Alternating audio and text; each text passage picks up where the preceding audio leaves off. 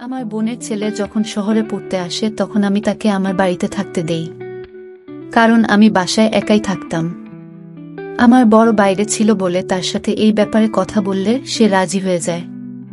আমার বোনের ছেলে আমার অনেক খেয়াল রাখত, বাজার থেকে কোনো কিছু আনার প্রয়োজন হলে সে এনে দিত। একদিন হঠাৎ আমি অসুস্থ হয়ে পড়ি। তখন আমার বোনের ছেলে বলে, এখন তুমি শুধু আরাম করবে। রাতে সে আমাকে দুধ খাওয়ানোর পর ওষুধ খাইয়ে চলে যেত।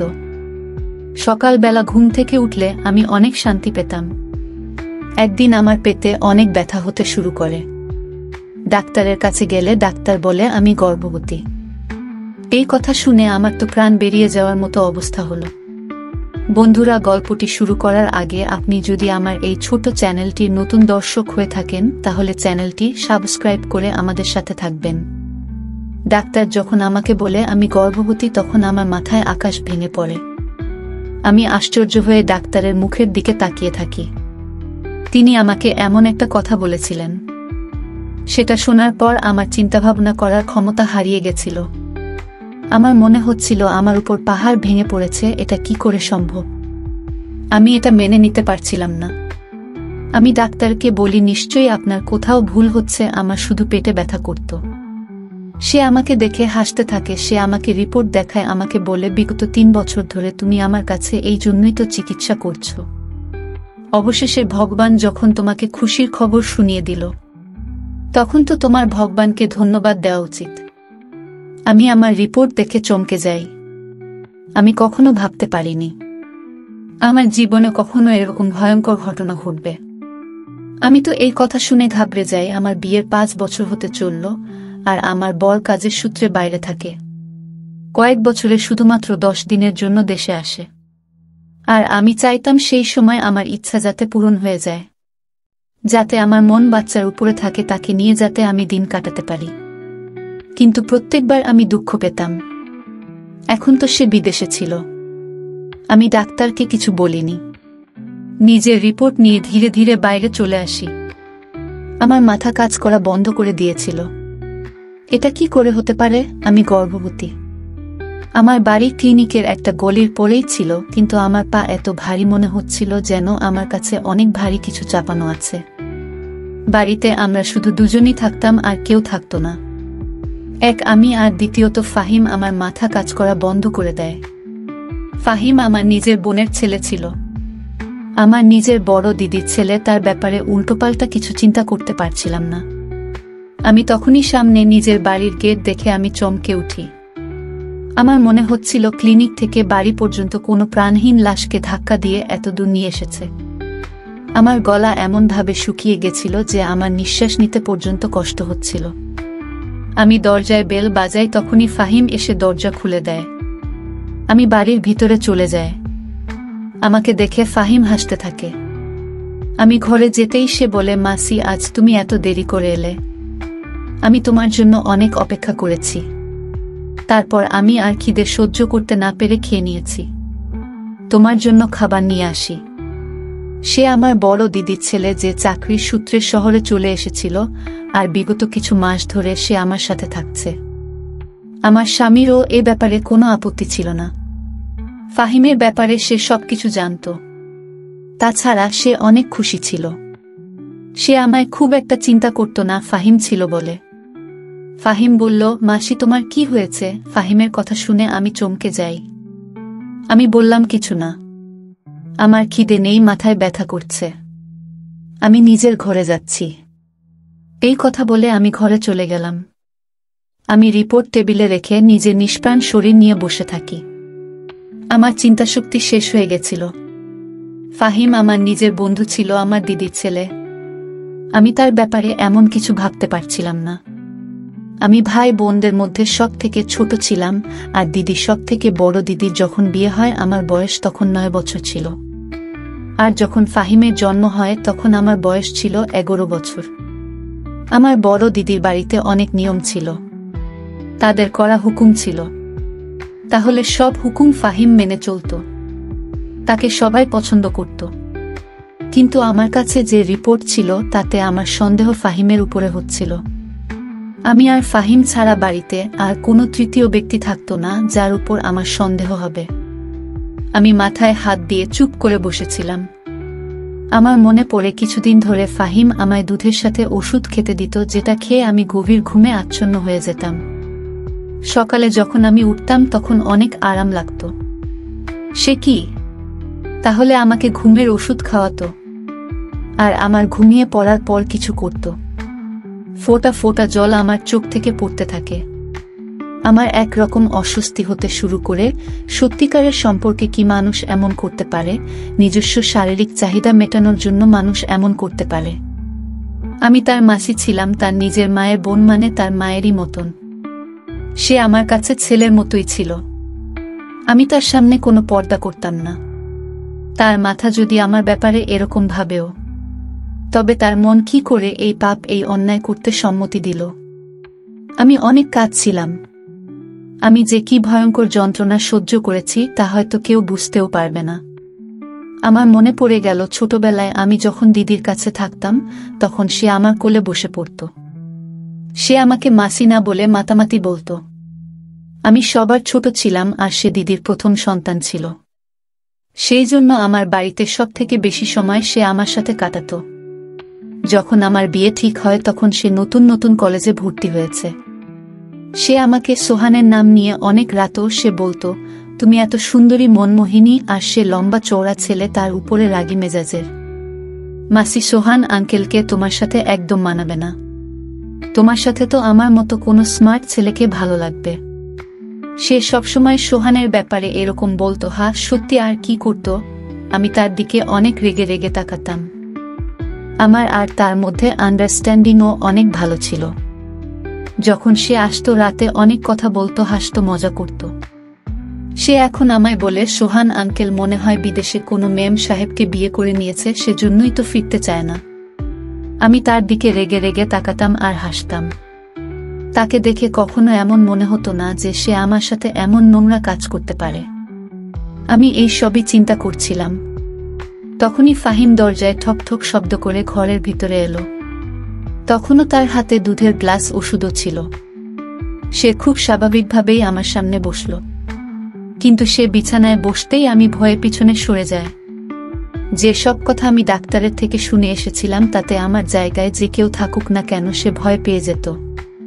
আমি একা সে সময় ফাহিমের সাথে বাড়িতে ছিলাম। সে আমাকে এভাবে ভয় পেতে দেখে অবাক হয়ে যায়। কি ব্যাপার মাসি, তুমি এত ভয় পেয়ে আছো কেন? সবকিছু ঠিক আছে তো? নাও, দুধ খাও আর আরাম করো। ফাহিম আমার দিকে গ্লাসটা এগিয়ে দেয়। আমি তার কাছ থেকে গ্লাস নিয়ে পাশে রেখে দিই। তাকে বলি, যাও, এখান থেকে আমার ঘুম পাচ্ছে। কারণ আমি জানতাম সে এখন আমার পাশে বসে তার অফিসের গল্প বলবে। যতক্ষণ না আমি গভীর ঘুমে ঘুমিয়ে পড়ি সেখান থেকে উঠবে না। আমার এরকম কথা শুনে সে ঘাবড়ে যায় আর একটু অবাক হয়ে যায়। কি ব্যাপার মাসি, তোমার শরীর ঠিক আছে তো? হয়তো আমায় এভাবে কথা বলতে শুনে সে চিন্তিত হয়ে গেছে। আমার তার উপর আরও রাগ হতে থাকে। কিরকম ভাবে সে আমার সামনে নাটক করছিল, যেন সে অনেক বোকা, বেচারা, কিছু জানে না আর ভীষণ ভালো মানুষ। প্রথমে তো আমার মনে হচ্ছিল যেন তার গায়ের জোরে একটা চড় মারি, তারপর রিপোর্টটা তার সামনে ছুঁড়ে মারি আর বলি, দেখো তোমার সততার প্রমাণ। আর তারপর তাকে বাড়ি থেকে বের করে দেই। আমি তাকে প্রমাণ সমেত ধরতে চাইতাম, না হলে সে অস্বীকার করবে।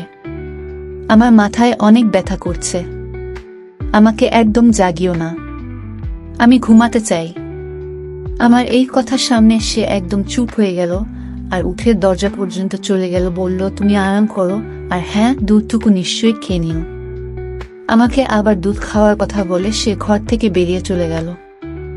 আমি এটা জানতে চাইতাম, দুধে ওষুধ মিশিয়ে তাকে খাইয়ে সে কি এমন নোংরা কাজ আমার সাথে করত। আমি সেই দুধের গ্লাসটা জানলা দিয়ে বাইরে ফেলে দিই। সেই জানলাটা রাস্তার দিকে ছিল। ওষুধটা রেখে দিয়ে ঘরের লাইট বন্ধ করে আমি ঘুমিয়ে পড়ি। এখন আমি সেই সময়ে অপেক্ষা করছিলাম যখন ফাহিম ঘরের ভিতরে ঢুকবে।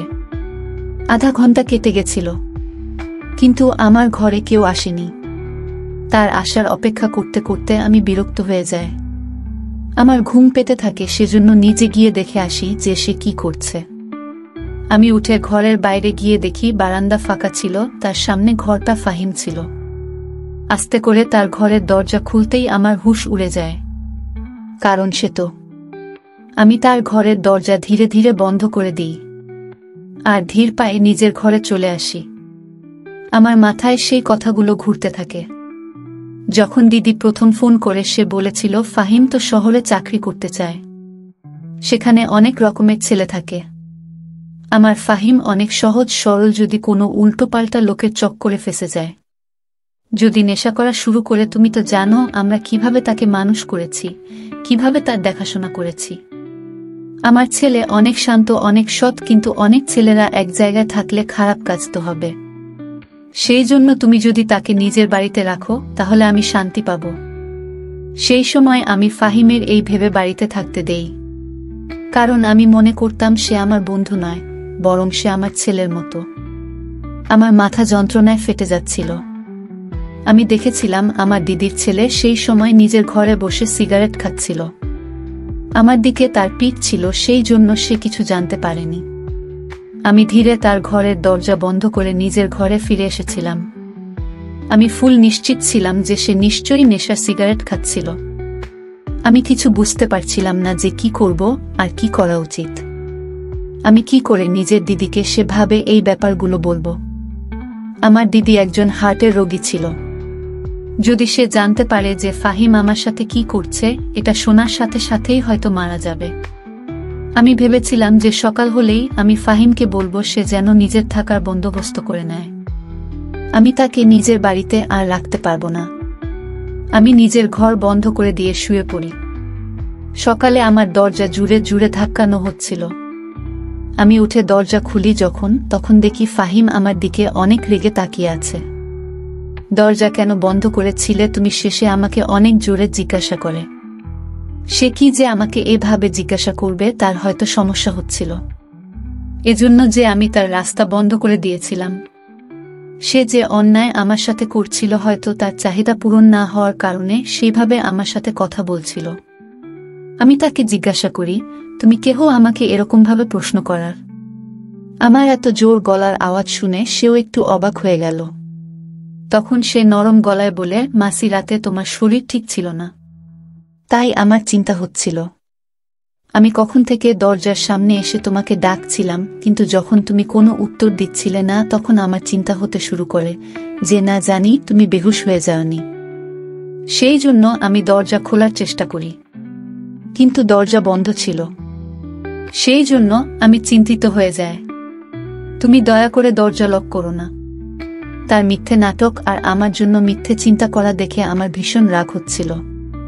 আমি কড়াভাবে বলি, তোমাকে আমার জন্য চিন্তা করার কোনো দরকার নেই। এরপর নিজের ঘর থেকে বাইরে চলে যায়। নিজের জন্য জলখাবার বানিয়ে খেয়ে পাশেই এক বান্ধবীর বাড়িতে চলে যায়। আমার পাশের বাড়িতেও আমার বয়সী একজন মেয়ে থাকত, সে বিবাহিত ছিল।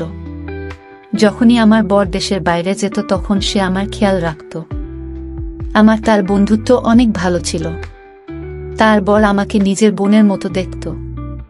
যখনই সে বাজারে যেত তখনই আমাকে জিজ্ঞাসা করত, বোন, তোমার জন্য কিছু কিনতে হবে, যদি কিছু আনতে হয় আমাকে বলো। আমি প্রায় তাকে বাজার থেকে জিনিস কিনতে দিতাম। যবে থেকে ফাহিম আসে তখন থেকে ফাহিম এসব কাজ করত। এখন আমার প্রতিবেশী সীমার সাথেই কাজ ছিল যে আমায় বর্জন করতে হবে। এই পাপ আমার জীবন থেকে শেষ করে দেওয়া ছাড়া আমার আর কোনো উপায় ছিল না। আমি এটাই বুঝতে পারছিলাম না যে আমি সীমাকে কি বলবো, না জানি সে আমার ব্যাপারে কি ভাববে। কিন্তু আমার কোনো না কোনো মহিলাকে তো দরকার ছিলই। আমাকে তো কাজটা করতেই হবে, কারণ দিদিকে যদি সত্যিটা বলি তবে সে মেনে নিতে পারবে না। যদি নিজের বরকে এসব কথা বলতাম তাহলে তো সে আমাকে আর কখনো নিজের বউ বলে মেনে নিত না। আমার সংসার বরবাদ হয়ে যেত। আমি যে কি জায়গায় ফেসে গেছিলাম তা শুধু একমাত্র আমি ভালো করে জানতাম। আমি একজন নতুন লেডি ডাক্তারের কাছে গিয়েছিলাম আর বলেছিলাম যে যদি আমার কাজ ঠিকভাবে করে দেয় তবে তাকে আমি ভালো টাকা দেব। সে মহিলা ডাক্তার রাজি হয়ে যায়, কিন্তু সেই রাতে আমার সাথে কিছুটা এরকম হয় যা দেখে আমি কেঁপে উঠি। আমি রাতে ফিরে ফাহিমকে বলি যে আমি তোমাকে আর নিজের বাড়িতে রাখতে চাই না। সেই জন্য সে যেন 1 সপ্তাহের মধ্যে নিজের থাকার ব্যবস্থা করে নেয়। আমার কথা শুনে সে অবাক হয়ে যায়। মাসি, তুমি এসব কি বলছো? আমি তোমাকে ছেড়ে কোথায় যাব?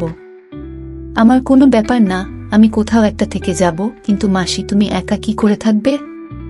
ফাহিমের কথা শুনে আমার রাগ হতে শুরু করে। আমি বলি, তুমি আসার আগে আমি একাই থাকতাম। যত তাড়াতাড়ি সম্ভব নিজের জন্য থাকার জায়গা খুঁজে নাও। সে কোনো উত্তর দেয় না, কিন্তু তাকে দেখে চিন্তিত মনে হচ্ছিল। আমি নিজের ঘরে এসে শুয়ে পড়ি। এখন আমি নিজের ঘরের দরজা লক করে রাখতাম। কিছুক্ষণের মধ্যেই আমি ঘুমিয়ে পড়ি। তারপর আমার আর কিছু মনে ছিল না। রাতে যখন চোখ খোলে তখন মনে হচ্ছিল যে আমার পাশে কেউ শুয়ে আছে, কিন্তু আমার ঘরে অনেক অন্ধকার ছিল। এতটাই অন্ধকার ছিল যে আমি সেই মানুষটাকে দেখতে পাচ্ছিলাম না। শুধু এটা মনে হচ্ছিল যে আমার পাশে কেউ শুয়ে আছে। আমি অনেক ভয় পেয়ে গেছিলাম। আমি তাড়াহুড়ো করে কিছু বুঝতে না পেরে চিৎকার করতে থাকি। কিছুক্ষণের মধ্যেই আমার পাশে শুয়ে থাকা মানুষটা উঠে বসে। আমার বিছানা থেকে উঠে যাওয়ার আগেই সেই মানুষ নিজের হাত দিয়ে আমার মুখ চেপে ধরে। এখন তো আমি অনেক চমকে গিয়েছিলাম। আমি নিজেকে বাঁচানোর কোনো কথা চিন্তা করার আগে সে মানুষটা বিছানার পাশে থাকা ল্যাম্প অন করে দেয়। তাকে দেখে তো আমার হুঁশ হারিয়ে যায়। আমার সামনে আমার বর ছিল কখন বাড়ি আসে। সে আমাকে কিছু না জানিয়ে হঠাৎ চলে এসেছিল। সে হাসতে থাকে, বলে তোমাকে সারপ্রাইজ দেওয়ার ছিল। যখন আমি বাড়ি ফিরি তখন ফাহিম দরজা খুলে। সে জানতো আমি এখানে আছি। যখন আমি ঘরে আসি তখন ঘর লক ছিল। তুমি জানো, জানলা দিয়ে আমাকে ভিতরে আসতে হয়েছে। তুমি তো অদ্ভুত। এখানে কি এমন অচেনা ব্যক্তি আছে যে তুমি দরজা লক করেছ? তার কথায় আমি উত্তর দিতাম। সেই সময় আমি মন থেকে অনেক ভেঙে পড়েছিলাম। সেই জন্য সোহানের গলা জড়িয়ে আমি অনেক কাঁদতে থাকি। সে ভেবেছিল যে সে ছিল না বলে আমি উদাস ছিলাম। সেজন্য এভাবে হঠাৎ তাকে সামনে দেখে কেঁদে দিয়েছি। সত্যিটা অন্য কিছু ছিল। আমি জানতাম আমার উপর দিয়ে কি ঝড় বয়ে যাচ্ছে। সে আমাকে সান্ত্বনা দিতে থাকে। সকালে যখন আমি উঠি তখনও সোহান ঘুমাচ্ছিল। আমি অনেক চিন্তিত ছিলাম। আজ আমাকে ডাক্তারের কাছে অ্যাবর্শন করতে যেতে হবে, কিন্তু সোহানের উপস্থিতিতে এটা সম্ভব নয়। আমি এটা ভেবে চিন্তিত ছিলাম যে সোহানের কাছে কি অজুহাত দেবে, কি করে এই কথাটা লুকাবো। আমি চিন্তিত হয়ে বাইরে বসেছিলাম। তখনই ফাহিম রান্নাঘর থেকে বের হয়। সে নিজের ও সকলের জলখাবার বানিয়ে টেবিলে রাখছিল। আমাকে দেখে হাসতে থাকে আর আমাকে জিজ্ঞাসা করে, মাসি মেসোকে এভাবে হঠাৎ দেখার সারপ্রাইজ পেয়ে কেমন লাগছে? আমার তাকে দেখে ঘৃণা হয় আর তাকে জিজ্ঞাসা করি, তুমি এত নাটকীয় ব্যক্তি কেন? এত ভালো মানুষের অভিনয় কিভাবে করো? তুমি লজ্জা লাগে না তোমার? একদিকে মাসি বলে ডাকো আর অন্যদিকে। আমি এসব দেখে দেখে বিরক্ত হয়ে গেছিলাম। সেই জন্য কোনো কিছু ভাবনা চিন্তা না করেই মুখে যায় এসেছিল আমি বলে দিয়েছিলাম। সে এতটাই মিলছিল। সে তখন আমাকে অবাক হয়ে দেখছিল। আমাকে বলে, মাসি কি বলছো তুমি? আমি তোমার কথা কিছু বুঝতে পারছি না। আমি এমন কি করেছি যার জন্য তুমি আমার সাথে এভাবে কথা বলছো? ফাহিমের কথায় আমি তার দিকে অবাক হয়ে দেখি আর নিজের ঘরে চলে যায়। সোহান তখন ঘুমাচ্ছিল। আলমারি থেকে নিজের রিপোর্ট বের করি আর ঘরের বাইরে চলে আসি। সিহাব টেবিলের পাশে দাঁড়িয়েছিল। আমি সেই রিপোর্ট তার মুখের উপর ছুঁড়ে মারি আর তার মুখের সাথে ধাক্কা লেগে মাটিতে পড়ে যায়। বলি, এটা পড়ো আর নিজের নোংরা মুখ নিয়ে সোহান ওঠার আগে আমার বাড়ি থেকে বিদায় হয়ে যাও। আমি ওকে রেগে রেগে এই কথাগুলো বলি, কারণ আমি চাইতাম না কোনোভাবে সোহান এই কথা জানতে পারুক। ফাহিম রিপোর্টটা মাটি থেকে তুলে খুলে যখনই সে সেই রিপোর্ট পড়ে তখন তার মুখের রং ফিকে হয়ে যায়, তার হুঁশ উড়ে যায়। তার কিছু বলার আগে সোহান বারান্দায় আসছিল। জানি না কিভাবে, কিন্তু সে সোজা ফাহিমের কাছে আসছিল। রিপোর্ট তার হাত থেকে নিয়ে পড়তে শুরু করে। সেটা দেখে তো আমার প্রাণ বেরিয়ে যাওয়ার মতো অবস্থা হয়। আমার সংসার নষ্ট হয়ে যাবে। সোহান তো আমাকে তালাক দিয়ে দেবে। আমার খুব বাজেভাবে মাথা ঘুরে যায় আর আমি পড়ে যাই। যখন আমার হুঁশ আসে তখন দেখি আমি হাসপাতালে আসছি। আমার হাত কাঁপছিল আর সোহান আমার দিকে দেখছিল। ফাহিম ও সেখানে দাঁড়িয়েছিল। আমি সোহানকে দেখে কাঁদতে থাকি। আমি বলি, আমার কোনো দোষ নেই। ফাহিম আমাকে ঘুমের ওষুধ দিত। আমি কিছু জানি না। দোহাই, আমাকে তালাক দিও না। আমি তোমাকে অনেক ভালোবাসি, আমি তোমাকে ছাড়া বাঁচতে পারবো না। আমি বিছানায় শুয়ে তার হাত ধরে তার কাছ থেকে ক্ষমা চাইছিলাম। শেষে আমার হাত ধরে বললে, তুমি চিন্তা করো না, আমি তোমাকে ছাড়ব না। আমি আবার নতুন করে তোমার টেস্ট করিয়েছি, তুমি গর্ভবতী। হয়তো অন্য কারো রিপোর্ট তোমার রিপোর্টের সাথে বদলে গিয়েছিল। না তুমি দোষী আর না শিহাবের কোনো দোষ আছে।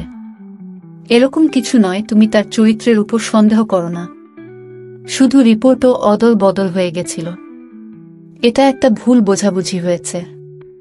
ফাহিমের উপর যখন আমার নজর পড়ে তখন সে কাঁদছিল, তার মুখ থেকে কোনো শব্দ বেরোচ্ছিল না। ও শুধু কাঁদছিল। আমাকে দেখে আমার কাছে এলো আর বলল, মাসি, তুমি কি করে ভাবলে যে আমি তোমার সাথে এরকম করতে পারি?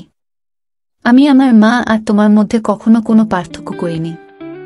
আমি তো কখনো কোনো অচেনা মেয়ের দিকে চোখ তুলে পর্যন্ত তাকাইনি। তুমি তো আমার মায়ের মতো। আমি বললাম, আমি তোমাকে সিগারেট খেতে দেখেছি। সে বলে, আমি নেশা আর সিগারেট কখনো খাই না। হ্যাঁ, কখনো কখনো এমনি সিগারেট খাই। আমি তোমার খেয়াল এই জন্য রাখতাম যে ছোটবেলা থেকে আমি তোমার কোলে পিঠে করে মানুষ হয়েছি, বড় হয়েছি। সেই জন্য যেভাবে আমি আমার মায়ের খাবার আর ওষুধের খেয়াল রাখতাম, সেভাবেই তোমারও খেয়াল রাখতাম। আমি যদি জানতাম আমার জন্য তোমার অসুবিধা হবে, তাহলে আমি কখনো ওখানে যেতামই না। সে কেঁদে কেঁদে এই কথাগুলো বলছিল। একটা ভুল রিপোর্ট আমাকে লজ্জায় ফেলে দিয়েছিল। আমি নিজের দিদির ছেলের ব্যাপারে কি না ভেবেছিলাম। কিন্তু আমার মাথায় একবারও এই চিন্তা আসেনি যে রিপোর্ট ভুলও হতে পারে। আফসোস, যদি আমি দ্বিতীয়বার আরও একবার টেস্ট করে নিতাম তাহলে এসব কিছু ঘটতো না। বন্ধুরা, আজকের গল্প এখানেই শেষ করছি। যদি আমার গল্পগুলো তোমাদের ভালো লাগে তাহলে একটা লাইক দিয়ে বন্ধুদের সাথে শেয়ার করে দিন। দেখা হবে আগামীকালের নতুন ভিডিওতে। সবাই ভালো থাকবেন। ধন্যবাদ।